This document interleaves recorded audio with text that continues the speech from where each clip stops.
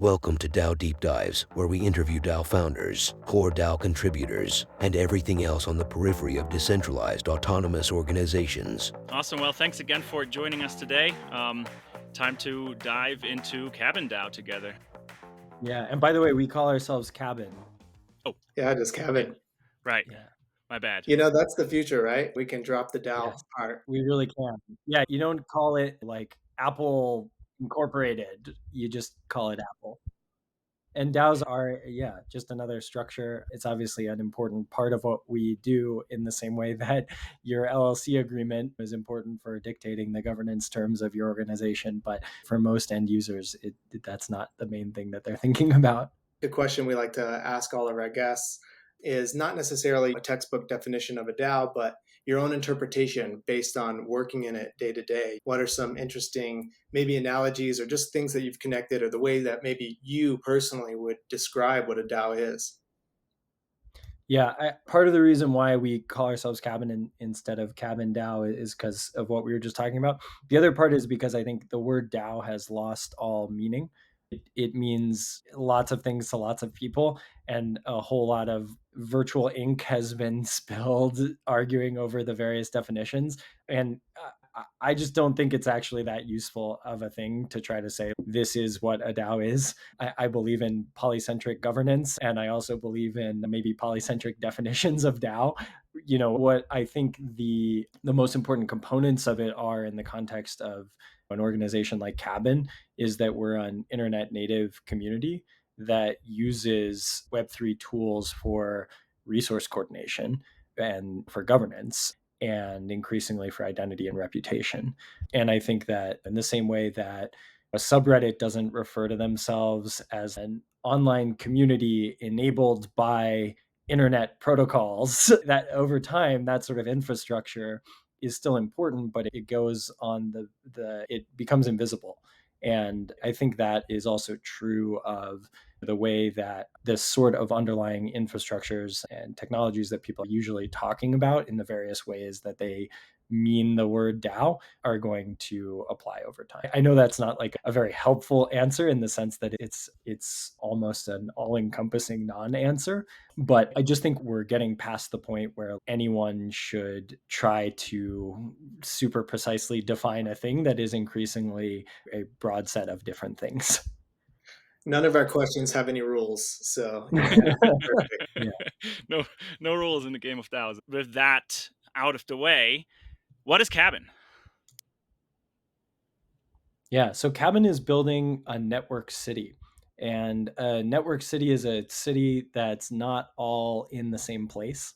It's a city that has the things that most cities have, which is a culture, an economy, a governance structure, and ideally a high density of interesting, creative people. But instead of operating in the world of the past century, where you try to cram all those people into one place, typically around in person jobs, and then you build all the infrastructure around cars. We believe in a different type of city where you still try to get the high density of creative, interesting people, and you build the culture and the economy and the governance structure around them, but you let them be in a bunch of different places and you connect them together through the internet. Yes, changing the definition of city even. See, there are no rules for sure on this. Okay, this is an interesting and actually quite ambitious project, right? I think. At least it seems like that from what you just said. Why start something like that? Yeah, I can't say that Cabin as a project or an organization or anything was something that I woke up one day and said, I'm starting this. It was a thing that evolved organically over time and with a big group of people in a bunch of different iterations. And so the origin story of the DAO is basically that I was working at Instacart. I was a product director there. I left kind of partway through the pandemic and moved out here to the Texas Hill Country outside of Austin, Texas, and started building a cabin in the woods, which was something I'd always wanted to do. Started inviting internet creators and friends out to the cabins. and was writing some science fiction and had a blog where I started talking about some of these ideas around, at the time, what I was calling decentralized cities. And the first big group of people that came out to the cabins was a group of people from across the internet that I'd met. And we had a thing called the Creator Co-op, which was basically like a creator accountability circle and a way for us to have a little online community to support in our independent online work. That group of folks came out, and sitting around the campfire one night, we started talking about Web3 and all sorts of other things. And one thing rapidly led to the next. We started thinking about what it could look like to use some of these technologies to bring creators together. And this was in early 2021 when the wave of social DAOs was just kicking off. So we developed this crowdfund for a creator residency program, and decided that this was this like use case that we thought actually made sense for some of these token-based tools to allow people to collectively govern a residency program. And so people chipped in donations to support creator residencies, and then they got to vote on which creators came out for those residencies. And that was how the DAO started. And all of a sudden, more people started showing up in the Discord and got interested in some of the ideas. And we just kept going from there and had this very emergent strategy over the past 2 years of trying to figure out what was the best way to grow this program and grow our goals around it. And then over time became more and more ambitious about what we wanted to achieve as an organization. So it sounds like you've gone through some good pivots and iterations, at least from concept to now executing. And with the actual execution, have you done much pivoting since, or iterations since launching that? Definitely. I feel like this is something that DAOs can be very good at, is when you have an online community, that community can be this amazing sort of continuous input into the process of figuring out what the collective meaning making that we're all doing is. And it's helpful if you have some sort of unified sense of long-term direction, and in our case this long-term mission to build a network city. You want to maintain a lot of flexibility in the path that you use to get there. So we started out with this creator residency program. It was this like very clear use case for DAO governance. And then we expanded. We started thinking about, okay, what would it look like to bring more people out for in kind of multiplayer mode? What would it look like to have retreats and residencies? And we focused on that for about 6 months. And then it became clear that there were some elements of that was working really well, but we wanted to have deeper co-living experiences. And so rather than just having new groups of people come out all the time, we wanted something that would build culture more consistently. And for that, you need people staying for longer periods. So we introduced co-living, and we've been doing co-living since then. We, have evolved the way that the governance works over time within the organization, the way that contributions to the organization work over time. And I think keeping all of those sort of things very flexible and evolutionary is a super important part of what can make DAOs effective. Because if you get yourself too locked into a specific, like everybody wants to start out by writing a constitution.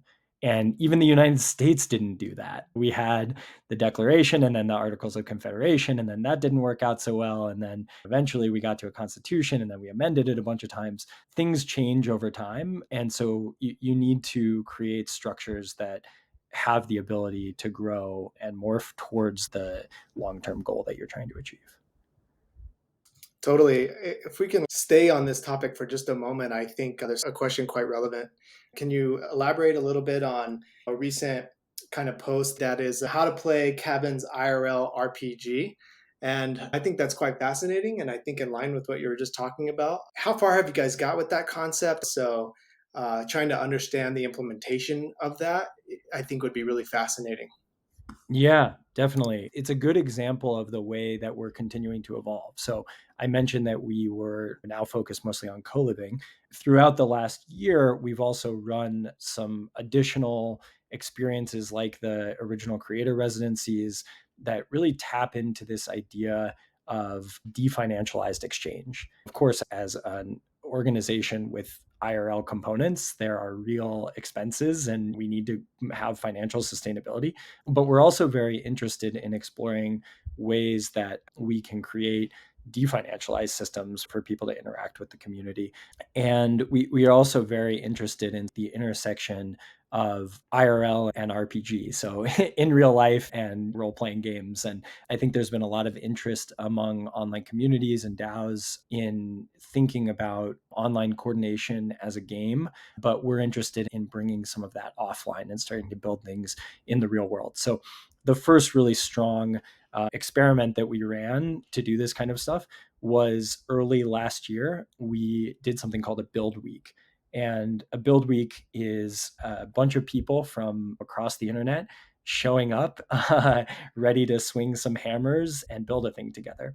And I can tell you there's no better way for you to learn what a DAO actually looks like and how it actually works than to get a bunch of people together and try to build a thing in a decentralized way in person, an actual physical thing that's going to last for a long time. So we did that. We had a build week captain, a builder in the organization named Charlie, who created this plan for a thing he wanted to build out at Neighborhood Zero, our first neighborhood, and put a note out to the DAO and said, hey, people that are interested in this, here's what I want to build, come out and help. Another person volunteered to host and coordinate the food and the logistics, and everybody came together.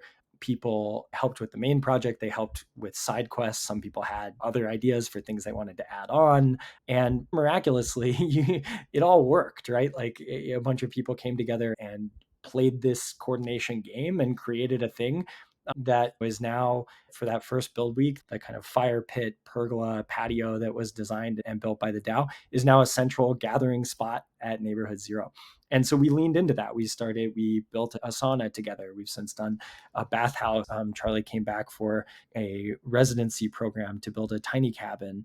And so we realized a couple things from this. One thing we realized is that playing these sort of coordination games together IRL can be really powerful. Another thing we realized is that we can create these roles in the same way that when you start a game, you start out by choosing your character. There were some distinct characters that were starting to emerge. Things like builders and creators and naturalists, that were these people who had skills that they could contribute to the game that we were playing. And so what we've started really leaning into is how can we create opportunities for people like this that have these skills or that want to get involved in these games to come play them with us. And in some cases, they may be coming out and just staying as a resident and doing a remote job and paying for rent like a normal co-living experience would be. But we also wanted to create more of these opportunities for people like builders and naturalists and creators to come out and have a place to stay where they could contribute in definancialized ways, where we could start to exchange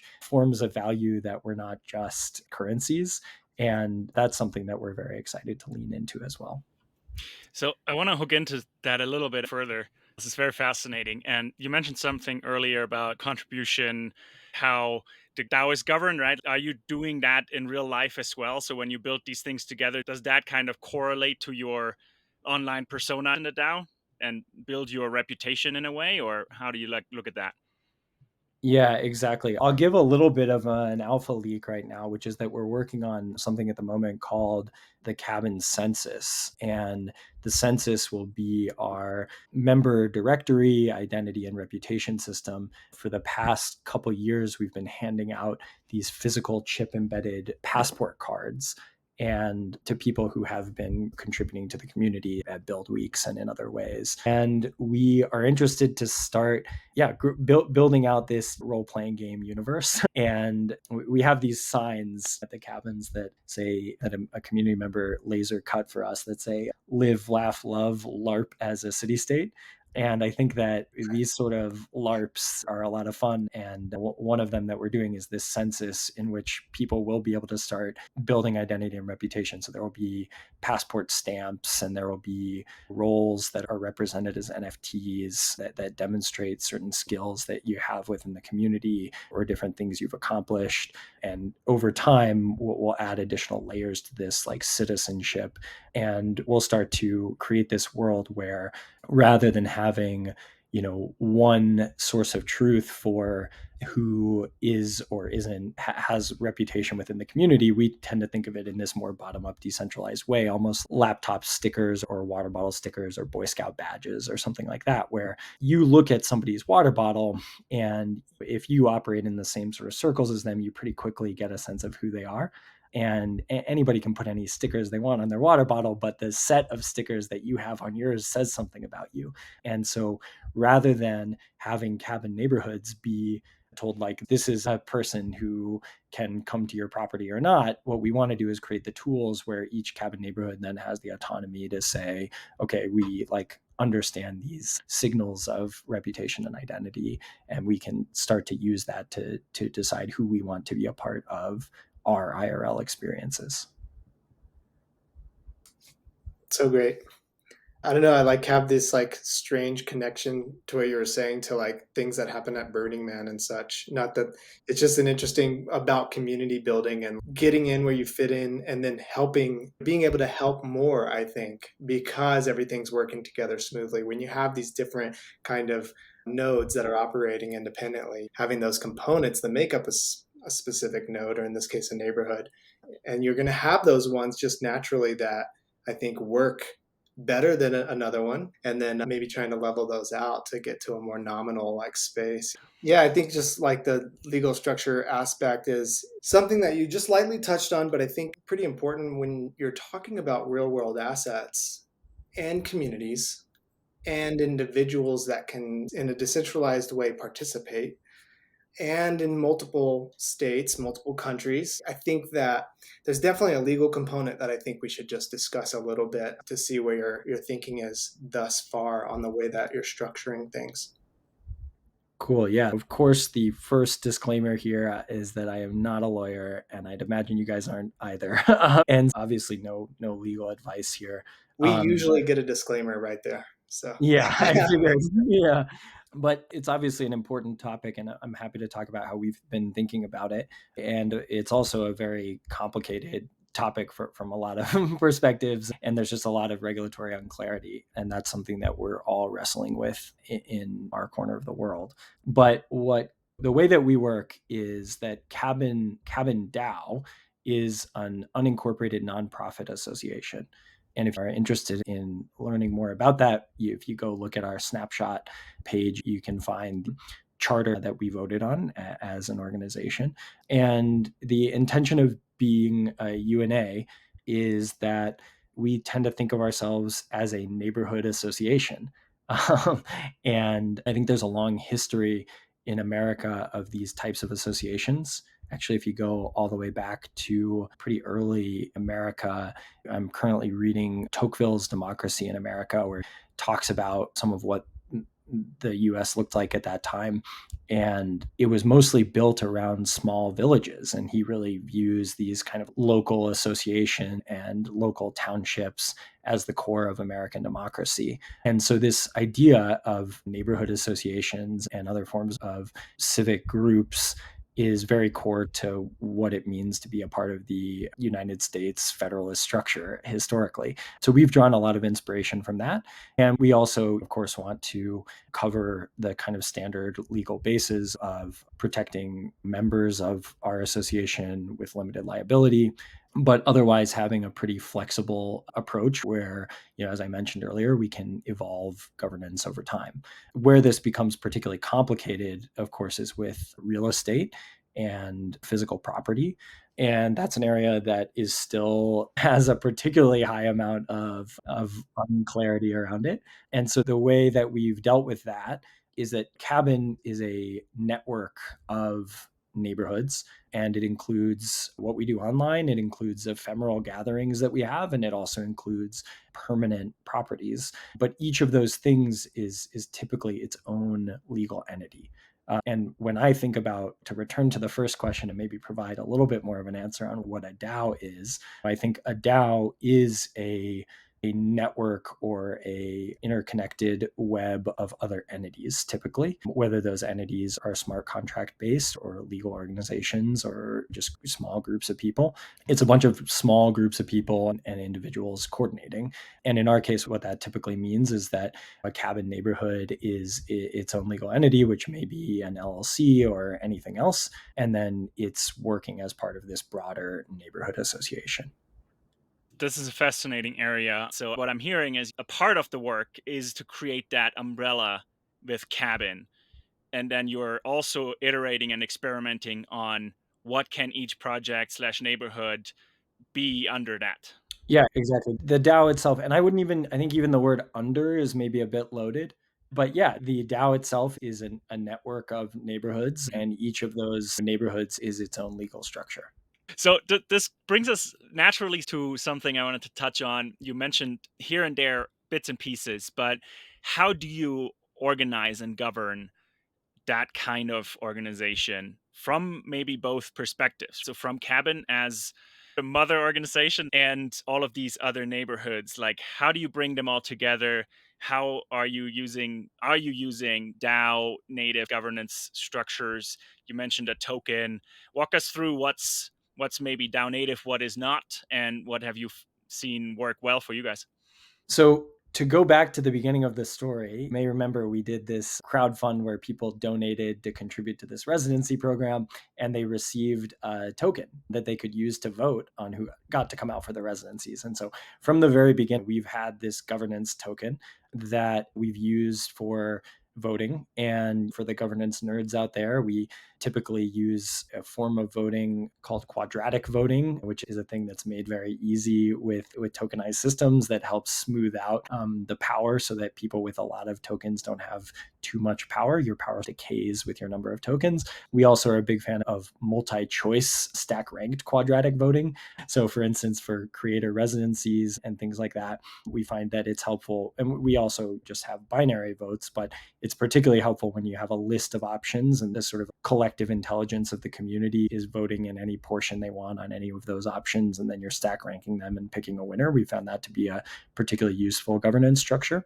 And we have some sort of specific governance rules around you have to hold 1,000 cabin, which is our token, to make a proposal. But we've tried to keep the actual governance mechanics pretty lightweight. And the reason for that is because we don't want to get ourselves stuck into some complicated governance system that we can't get our way out of, which is a problem a lot of DAOs face. Yeah. So what's interesting to me, and this might just be naturally how you evolved, right? But that it's when I think about projects like Cabin, a soulbound token, which has become rather popular in recent times for a while now, but that seems like it just makes perfect sense. You mentioned like passports, right? Is it just a token because it's how you started with that fundraising kind of angle? Or have you thought about soulbound tokens for per contributor or per Cabin member? Yeah, so first of all, yeah, when we were originally getting this set up, most of what was happening was ERC20s, fungible tokens, and fewer of the kind of like NFTs and soulbound versions. We tracked that stuff from the beginning and wrote an early post on governance, access, and economies, and how different portions of those things may be best suited for different forms of fungible and non-fungible tokens. I am a general believer that there's value in both for different reasons, and that having a fungible token that you use for governance, particularly if you're using things like quadratic weighting, makes a lot of sense. And that there are also great use cases for NFTs and particularly even soulbound NFTs. The census that I mentioned, to return to these sort of what we would call passport stamps, but are like the water bottle stickers or the Boy Scout badges or something like that. Those are all represented as soulbound NFTs. And we're also working, as I mentioned, on a citizenship program, which we've been very intentional to be deliberate about how we think about and roll that out, because we think that citizenship is a big and important thing. And we don't want it to just be something that like anyone on the internet can just buy an NFT and transfer it to anyone and be a citizen of our community. And so we're approaching that slowly and deliberately, but we do believe that there's a role both for the token for governance and these other forms of NFTs. And in fact, we think that there's probably many forms of those that will be a part of your reputation and identity at Cabin over time. Totally. That's where soulbound tokens come into play for sure. Digital identity, citizenships, things like that makes perfect sense. What's interesting there, though, right? And maybe just briefly, not a competitor, but a similar project to Cabin, the City DAO. I think their citizenship you can actually trade, right? Yeah, and look, we know the City DAO folks, we're excited about lots of experiments happening in this space. And I think basically every possible combination of these things should be tried in some form so we can see what works and what doesn't. That's the only way we're going to get good data and long-term correct answers or go in the right direction. But yeah, we thought about doing a very similar model to them when we were getting started, which was a couple months before they launched, and ultimately decided to take a different path. And as a result, I think you can see the organizations have evolved in very different ways. And now there's a lot more new projects trying to do this kind of thing. And I hope people run a lot of other types of experiments too. That's great. So we were wondering of the differentiators there, and I think as you see it from the inside, you've separated what you're doing quite a bit.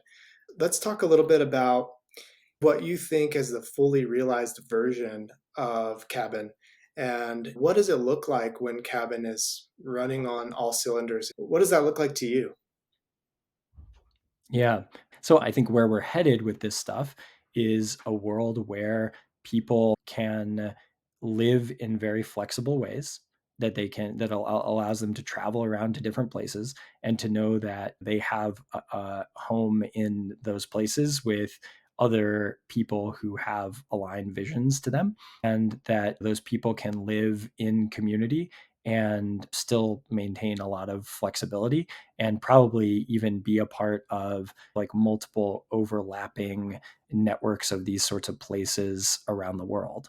And I think it's pretty clear at this point that regardless of what part of that vision Cabin achieves, the momentum is there to take us into a direction where a lot more people are living in ways that are a lot more true to who they are and how they want to live. And that the sort of constraint of living within a handful of cities, for instance, in the United States, really just a couple places over the past few decades where if you were a young, ambitious person, it made sense to go, that those barriers have now eroded and that you can now start to chart a course that is a lot more personally resonant with you and the type of environment you want to live in. And for us at Cabin, that means being close to nature. That means living with others in strong co-living communities. And that means still having high density connections between people, access to the internet and work that comes with it, and the ability to flexibly travel around, interact with other people, and create things with them.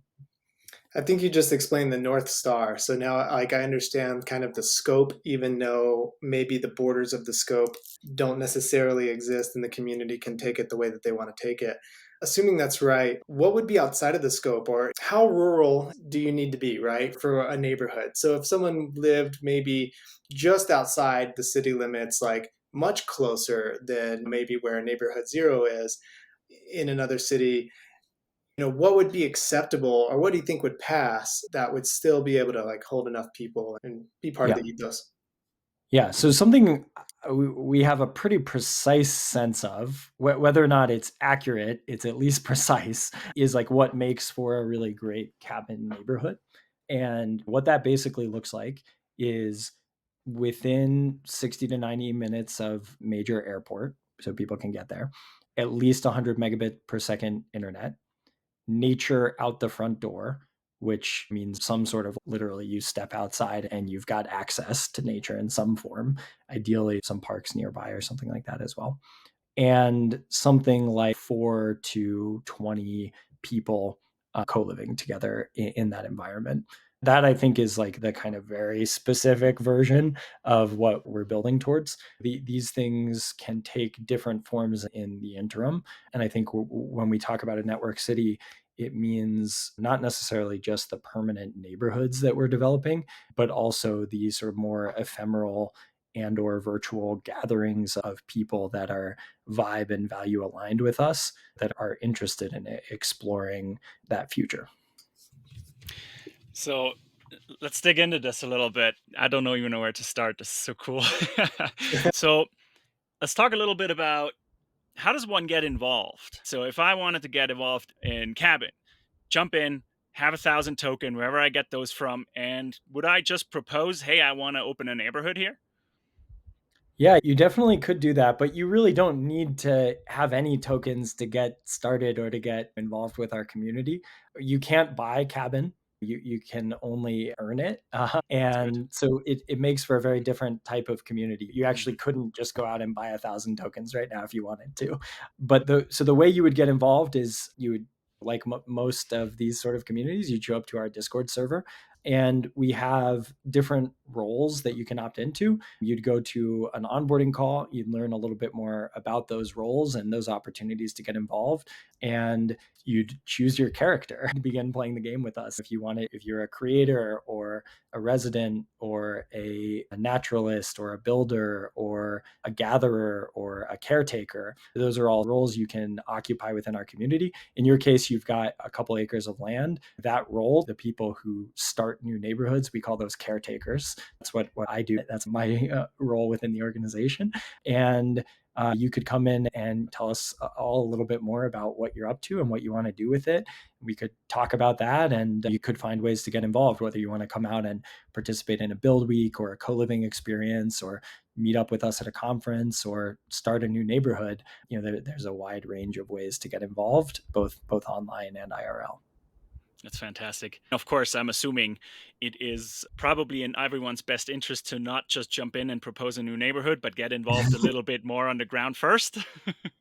Yeah, absolutely. We really believe we're trying to build, we have a 500-year roadmap at Cabin, and we really care about thinking about and building for the long term and building long-term relationships. And I think particularly in this last cycle, there were a lot of Web3 communities that were very transactional and very just about joining and doing things quickly. And we move very quickly at Cabin in terms of the sort of ambitiousness of our plans and the way that we execute them, but we also do it very deliberately. And we believe in building long-term relationships, particularly with neighborhoods and caretakers.